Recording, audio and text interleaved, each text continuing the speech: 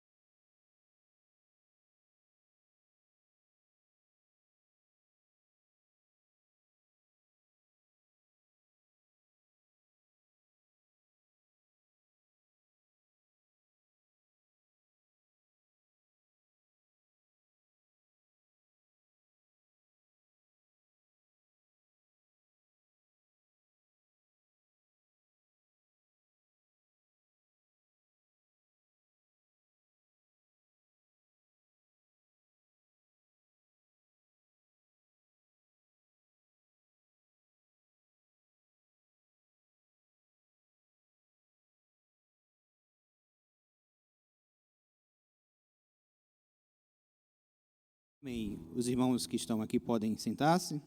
Neste instante faremos uma oração de confissão e de gratidão ao Senhor, confessando os nossos pecados e louvando e agradecendo ao Senhor pelo perdão em Cristo Jesus. Feche seus olhos, vamos orar nesse instante, todos juntos. Pai maravilhoso, Pai bendito, Deus de amor, de graça e de bondade, Senhor de justiça, o Senhor é o Deus da glória, é o Deus todo-poderoso, é o único, ó Pai, digno de ser louvado e de adorado, ó Deus, pois foi o Senhor mesmo que criou céus e terras, O Senhor não somente criou, mas o Senhor preserva a tua criação, ó Deus. O Senhor nos dá o fôlego de vida, ó Pai. Então, somente ao Senhor nós devemos prestar o nosso culto, a nossa adoração, ó Pai. Diante do Senhor, ó Pai, estamos aqui reunidos neste dia bendito do Senhor, ó Deus, para confessarmos, ó Pai, as nossas faltas, os nossos pecados diante do Senhor, ó Pai. Reconhecemos, ó Deus, que mesmo resgatados das trevas, ó Pai, nesta vida, enquanto estamos peregrinos aqui na terra, ó Deus, enquanto não alcançamos e o Senhor mesmo não nos glorifica, nós temos pecado contra o Senhor, ó Pai. E essa vai ser a nossa jornada, ó Deus, até aquele dia bendito, quando não mais existirá dor, nem choro e nem pecado, ó Deus. Por isso queremos confessar as nossas faltas diante do Senhor, ó Pai. Temos pecado, ó Deus, por pensamentos, por palavras, por omissão, ó Deus, de maneira ativa, muitas vezes contra o Senhor, ó Pai. Reconhecemos, ó Deus, que a raiz da miséria humana, da desgraça que ocorre em todo o mundo, ó Deus, foi devido à desobediência, ó Pai. A desobediência dos nossos primeiros pais e também, por consequência, a nossa desobediência ativa, ó Deus, quando nos rebelamos contra o Senhor. Por isso queremos te suplicar, ó Deus, perdão pelos nossos pecados, ó Deus. E somos gratos ao Senhor, ó Pai, pois a Tua palavra nos diz que nós estávamos mortos, sim, estávamos mortos, ó Deus, em nossos delitos e pecados, ó Pai, praticando aquilo que agora opera nos filhos da desobediência, ó Deus. E éramos servos de Satanás e de seus anjos, ó Deus. Mas o Senhor nos deu vida, e vida em abundância, ó Deus. E somos gratos ao Senhor por isso, por essa vida, ó Deus, que alcançamos em Cristo Jesus, ó Pai. Pois o Senhor abriu o nosso entendimento, tirou os tapões dos nossos ouvidos, a venda que nos cegava, ó Deus, e podemos ver agora a maravilhosa luz de Cristo Jesus, ó Deus. Obrigado, Senhor, por tão grande bênção, ó Deus, pelo perdão alcançado em Cristo Jesus. Pai amado, queremos te suplicar que o Senhor receba a nossa adoração, ó Deus, receba os nossos louvores. Queremos te suplicar, ó Pai, que o Senhor mesmo venha sobre nós com teu Santo Espírito e nos ajude em tudo nos atos deste culto, ó Pai. Para a tua honra, para a tua glória, é o que nós te pedimos, certos e confiantes em Cristo Jesus. Amém. Os irmãos, mais uma vez, vamos abrir as Escrituras.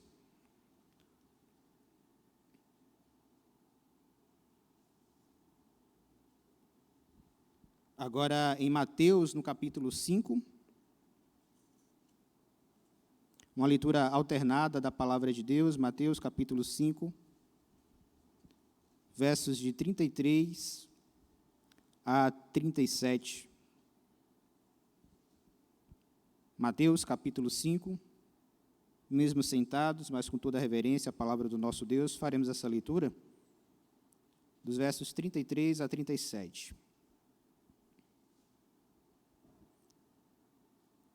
Vou dar um tempo para que os irmãos possam encontrar.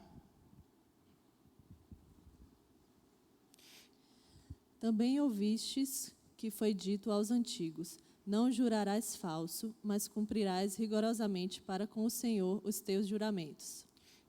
Só uma correção, eu vou começar a leitura, aí depois toda a igreja, e nossa irmã Aline vai também ler para que os irmãos em casa possam acompanhar também. E diz assim, então: também ouvistes que foi dito aos antigos: não jurarás falso, mas cumprirás rigorosamente para com o Senhor os teus juramentos. Eu, porém, vos digo: de modo algum jureis, nem pelo céu, por ser o trono de Deus, nem pela terra, por ser estrado de seus pés, nem por Jerusalém, por ser cidade do grande rei. nem jures pela tua cabeça, porque não podes tornar um cabelo branco ou preto. Seja, porém, a tua palavra sim, sim, não, não. O que disso passar vem do maligno. Amém, meus irmãos? Esta palavra certamente já nos prepara para a exposição da palavra do nosso Deus, de logo mais. Quero convidar os irmãos a mais uma vez colocar-se de pé. Vamos adorar ao nome do nosso Deus, agora com 2 cânticos. Seu nome é e doce nome. E nesse primeiro cântico, irmãos, aqueles que vieram preparados para entregar dízimos e ofertas, em sinal de gratidão, de reconhecimento a Deus por tudo que Deus tem feito em favor de nossa vida, tem essa oportunidade agora de vir aqui à frente, de maneira organizada, para entregar os seus dízimos. Vamos cantar, irmãos, com alegria ao nosso Deus. Seu nome é...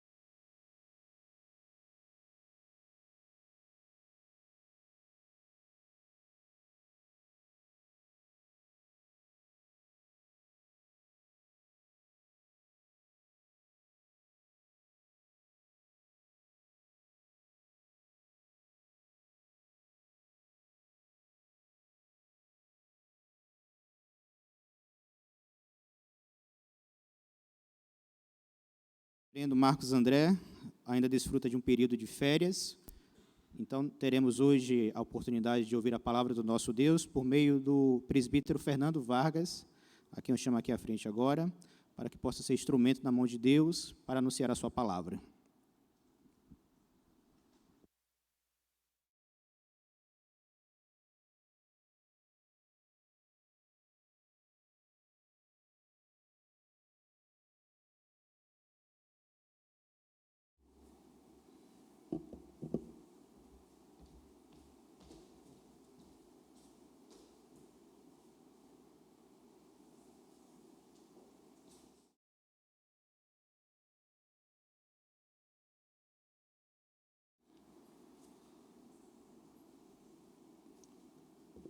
Aos amados do Senhor, bom dia, graça e paz, amém.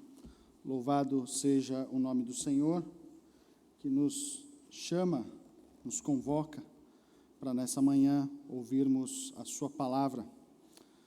Vamos dar sequência na exposição que está sendo feita em série, na carta que escreve o apóstolo Tiago. Tiago, capítulo de número 5, apenas um versículo, versículo de número 12. Tiago, capítulo de número 5, versículo de número 12. Diz assim a palavra do Senhor: acima de tudo, porém, meus irmãos, não jureis nem pelo céu, nem pela terra, nem por qualquer outro voto.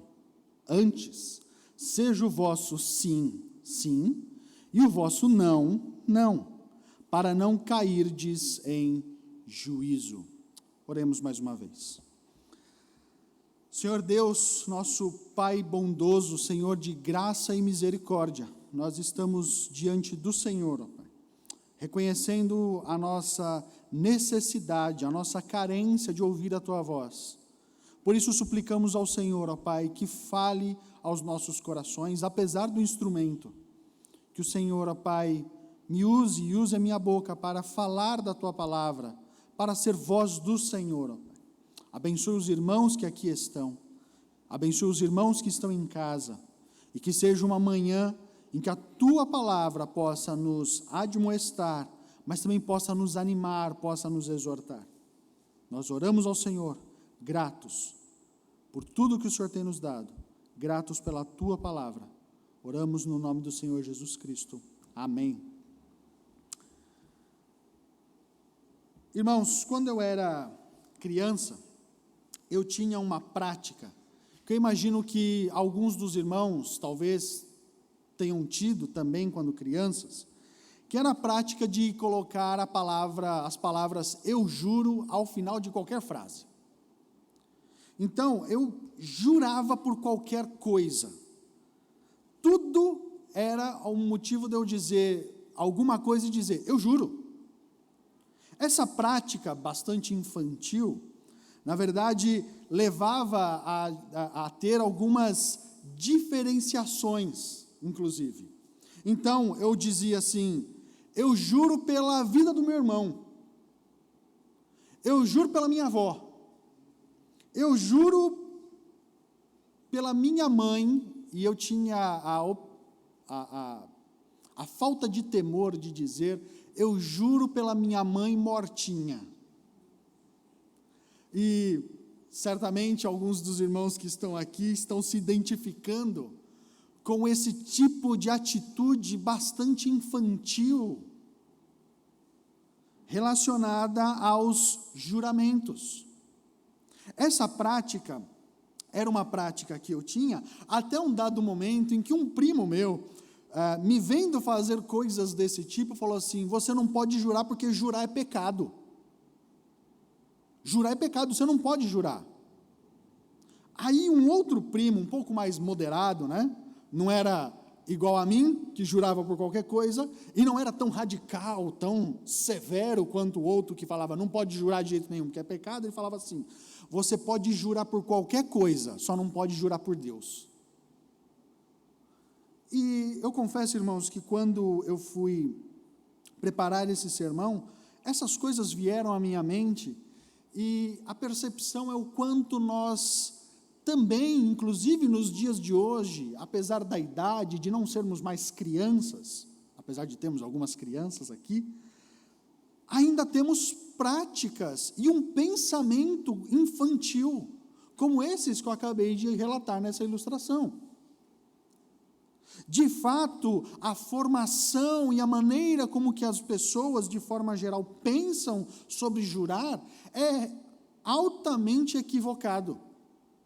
E Tiago também tinha esse problema no seu tempo. Exatamente por isso é que no versículo de número 12, o apóstolo, inspirado pelo Espírito, diz aos irmãos da igreja que estão na dispersão que eles não deveriam jurar.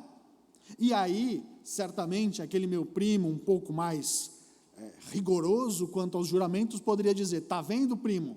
Por isso que a gente não pode jurar, porque está escrito na Bíblia que nós não podemos jurar. Mas será de fato isso que o apóstolo está trazendo e ensinando aqui? Ao olhar para esse texto, nós vamos perceber que o contexto que está envolvendo essa frase que o apóstolo traz, envolve um contexto em que ele está falando sobre paciência, como nós vimos na semana passada, na exposição da palavra, e como nós veremos, se assim Deus permitir, na próxima semana, o apóstolo também está tratando o assunto da oração. Seriam esses dois temas ligados?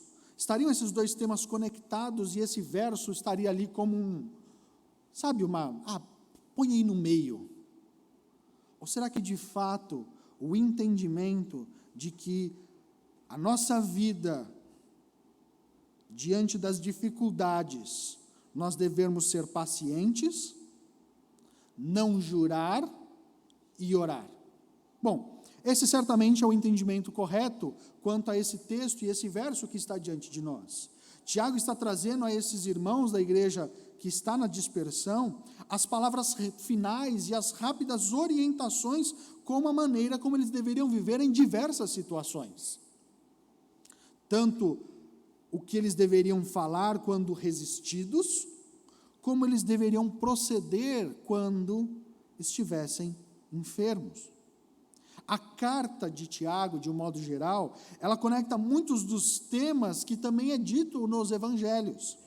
No passado, essa carta que foi nomeada pelo reformador Martinho Lutero como a carta de palha, na verdade é uma carta que é muito sólida, muito vívida e muito conectada com tudo aquilo que a Escritura ensina.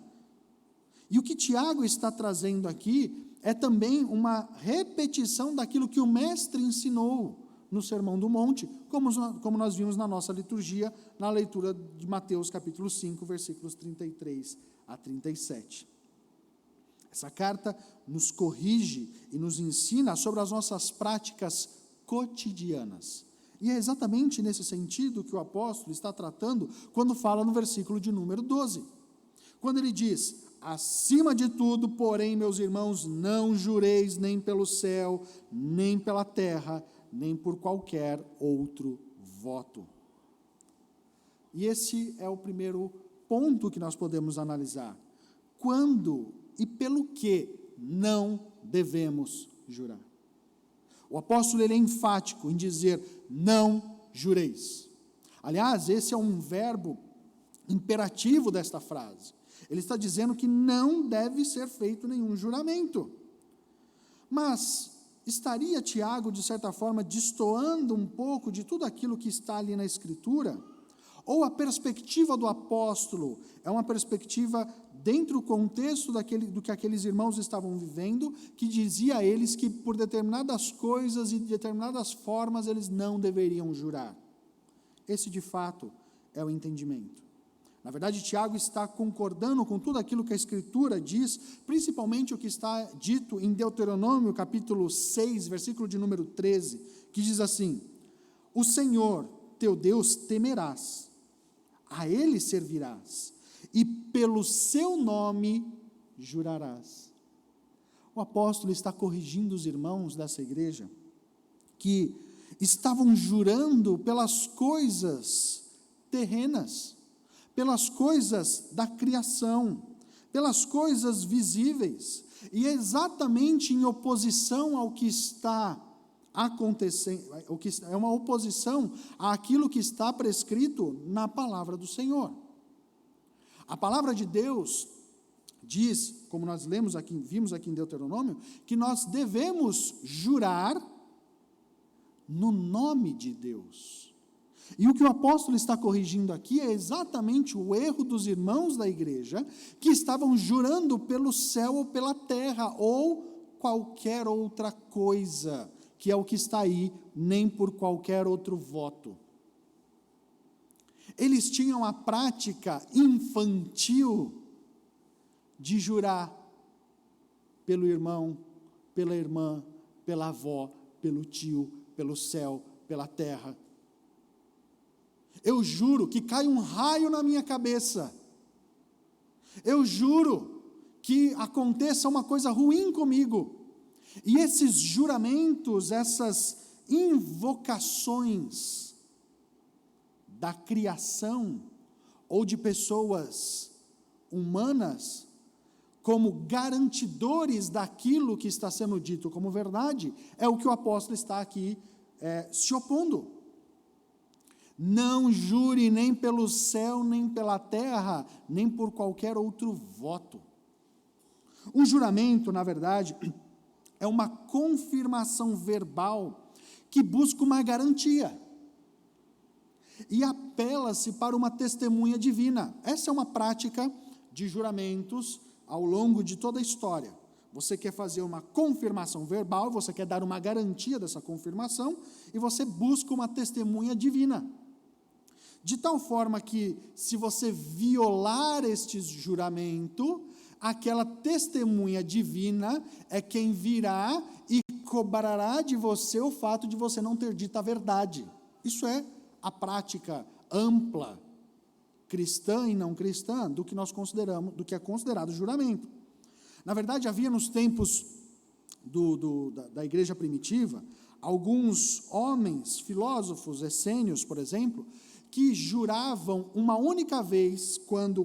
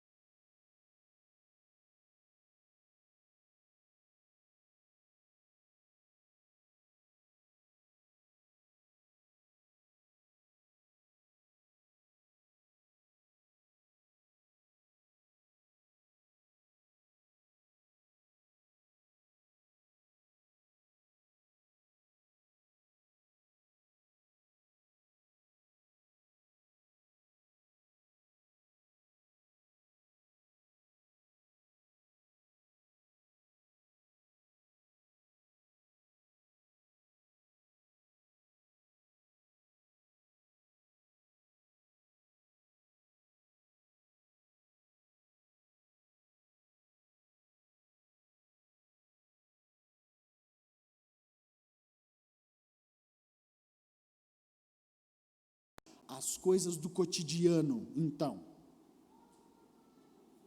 E a solução para eles, para as coisas menores, para as coisas pequenas, para as coisas cotidianas e do dia a dia, era você poder jurar por qualquer coisa, dentre elas o céu e a terra. O apóstolo se opõe a esse ensino, a esses irmãos, confrontando esses irmãos que estão na dispersão, dizendo que eles não deveriam ter esta prática. Eles não deveriam agir desta forma. Essa inclinação zelosa, entre aspas, com um certo rigor de proteção da lei do Senhor, que nada mais é do que criar um muro ao redor da lei, nada mais era do que uma prática de profanação do nome de Deus. E essa profanação do nome de Deus, João Calvino comenta dizendo o seguinte: embora os homens busquem ser engenhosos em suas dissimulações com Deus, se enganam com subterfúgios muito frívolos. Eles se enganavam. Estamos protegendo o nome do Senhor, estamos sendo zelosos. Olhem, vocês não podem jurar pelo nome de Deus por qualquer coisa. Sim, e como que fica a nossa relação do dia a dia? Não, jura por qualquer coisa menos pelo nome de Deus, deixa o juramento por nome de Deus por uma coisa mais solene. Essa artimanha era uma quebra da lei do Senhor. Tiago é claro em dizer, então, que eles não deveriam jurar nem pelo céu, nem pela terra. Um juramento não poderia acontecer pelas coisas criadas. Um juramento não poderia acontecer por essas coisas banais. Eles não deveriam ter uma prática de ficar jurando a todo e qualquer momento. Porque isso era a quebra da lei do Senhor. Bom, e aí, aquele meu primo mais radical, essa hora estaria ali com o seu peito bastante inflado, dizendo, tá vendo? Não pode jurar. Não pode jurar, porque jurar é pecado. Olha o que Tiago está dizendo. Mas será que de fato nós não podemos jurar? Será que é isso que Tiago está dizendo? Será que isso se relaciona, se coaduna com toda a Escritura? Certamente que não. E nós sabemos que não, porque nós temos práticas de juramentos solenes. Juramentos que fazemos no culto, por exemplo, quando nos casamos.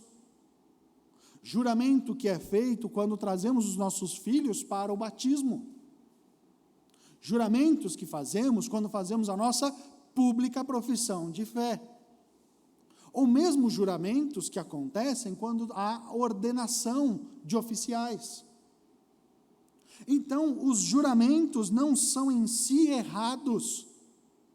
E não é isso que Tiago está confrontando aqui. Nós podemos jurar? Sim, categoricamente. Inclusive, a nossa confissão de fé, no capítulo de número 22, nos parágrafos 1 e 2, diz o seguinte: o juramento, quando lícito, é uma parte do culto religioso, pelo qual o crente, em ocasiões necessárias, com toda a solenidade, chama a Deus por testemunha do que assevera ou promete. Pelo juramento se invoca a Deus para julgá-lo segundo a verdade ou a falsidade do que jura. No parágrafo 2 da confissão, diz o seguinte: o único nome pelo qual se deve jurar é o nome de Deus, nome que se pronunciará com todo santo temor e reverência. Jurar, pois, falsa ou temerariamente por ser glorioso e tremendo nome, ou jurar por qualquer outra coisa, é pecaminoso e abominável. Contudo, como em assuntos de gravidade e importância, o juramento é autorizado pela palavra de Deus, tanto sob o Novo Testamento, como sob o Velho. O juramento, sendo exigido pela autoridade legal, deve ser prestado com referência a tais assuntos. A nossa confissão e a palavra de Deus nos ensina que nós podemos jurar, inclusive, quando somos chamados para fazer um juramento diante de um juiz. Aquela frase, inclusive, cinematográfica, né? Jura dizer a verdade, somente a verdade, nada mais do que a verdade, com a mãozinha em cima de uma Bíblia. Não é errado se aquele que está jurando sabe o que ele está trazendo sobre a sua cabeça. De tal forma que também não é errado um médico, por exemplo, na sua conclusão, no término do seu curso, faz aquele juramento de Hipócrates, né? Juramento de Hipócrates, que é aquele juramento em que ele vai trabalhar, lutar para servir, preservar e salvar vidas. Esse tipo de juramento solene, formal, que chama o nome de Deus, colocando o nome de Deus sob esse juramento, chamando Deus para ser o juiz, para dizer se aquilo é verdade ou mentira, esse tipo de juramento não é o juramento que Tiago está dizendo aqui, que não devemos fazer. Mas, que tipo de juramento, então? O juramento bobo. As coisas que nós dizemos no dia a dia, em que para poder dizer que aquilo de fato é verdade, a gente fala, eu juro, eu prometo, diante de Deus, porque vão sendo criadas cada vez mais versões, né? Nós somos muito criativos para algumas coisas. Ah, não, eu não jurei, mas eu prometi. Sério? Você vê alguma diferença na sua cabeça? A coisa fica mais atenuada? Esse tipo de juramento é o juramento que Tiago diz que não devemos fazer, e não devemos fazer, inclusive, juramentos por coisas, pessoas ou situações, né, do tipo que cai um raio na minha cabeça, que não seja o nome de Deus. E a segunda lição que esse texto nos traz é o motivo por que um crente não precisa jurar por qualquer coisa. Qual é o motivo que o crente não precisa jurar por qualquer coisa? Versículo 12, a segunda parte, que diz assim: antes seja o vosso sim, sim, e o vosso não, não, para não cairdes em juízo. E isso também virou uma coisa muito banalizada nos nossos meios, em que vira até uma certa forma irônica, né? Meu irmão, ó, sim, sim, não, não. Sim, sim, não, não. Como se isso fosse uma coisa assim, né? Um mantra, uma palavrinha mágica que despertasse no coração das pessoas o temor do Senhor, para que elas de fato dissessem a verdade. De fato, Tiago está dizendo aqui que o crente deve ter uma palavra e uma constância e uma vida, e aquilo que sai da boca dele deve ser sempre a verdade. Na verdade, o que o apóstolo está trazendo aqui é uma alternativa para esse vício, para essa prática. E quando falo vício, eu quero dizer no sentido do pecado, do hábito pecaminoso, tá? Vício no sentido do hábito pecaminoso. Esse vício de jurar por qualquer coisa. O apóstolo está trazendo então aqui para nós o ensino de que se você sempre diz a verdade, não é necessário jurar, porque sempre o que você diz é verdade. Olha que simples. Por que você tem que jurar ao final de cada frase? Porque as pessoas não acreditam no que eu digo. Sim, mas por que as pessoas não acreditam no que você diz? Porque eu sou inconstante com a verdade. E se você for constante com a verdade, as pessoas vão acreditar. Então, diga sempre a verdade. Se quando você disser que uma coisa é sim, aquela coisa tem que ser sim. Se você disser que uma coisa é não, aquela coisa tem que ser não. E ninguém vai duvidar de você quando você disser sim, e ninguém vai duvidar de você quando você disser não. E você não vai precisar dizer, eu juro. É nesse sentido que o apóstolo está trazendo aos irmãos aqui. Esse hábito, esse treinamento, este condicionamento do coração, é algo que tem que ser constante na vida do crente. Hábito, condicionamento, treinamento, temor do Senhor, são coisas que deveriam estar ali conectadas a todas as nossas práticas. E falar a verdade é treino. Falar a verdade é hábito. Falar a verdade é um condicionamento. De tal forma que, à medida em que você vai estabelecendo esse padrão e você vai se disciplinando a ter esta prática, fica cada vez mais fácil e mais natural dizer a verdade. E sabe o que acontece? Acontece que as pessoas que estão ao seu redor começam a enxergar você como uma pessoa verdadeira. Eu confio no que diz Júlia, porque ela sempre diz a verdade. E esta prática habitual vai fazendo com que essa verdade líquida, presente no mundo, se torne uma verdade sólida. Antigamente, havia uma expressão bem antiga, que diz que as coisas deveriam ser no fio do bigode. Eu ouvi essa expressão há muitos anos atrás e achei bastante estranho, porque eu não tinha bigode, agora eu tenho. Então, eu consigo entender que é a palavra que passa por ali. E quando a palavra passa por ali, a garantia, você não precisa assinar um papel, você não precisa de um carimbo, ir no cartório, reconhecer firma, chamar 2 testemunhas, assinar também o papel, para trazer veracidade àquilo que foi dito. Porque, meus irmãos, nós bem sabemos que reconhecimento de firma, carimbo de cartório, 2 testemunhas, não garantem a verdade. Haja vista que há falsificação por aí, compra de assinaturas. A garantia da verdade não é um carimbo no papel. A garantia da verdade é isso ter uma relação direta com o Deus que é a verdade. É referencial, é tel-referente. A verdade não é algo líquido e solto, relativo ou abstrato. A verdade é uma pessoa. E quando nós estabelecemos um conceito de tel-referência com esta pessoa, aquilo que dizemos tem uma referência a esse Deus. E é por isso que um juramento deve ser em nome de Deus, porque eu invoco essa referência.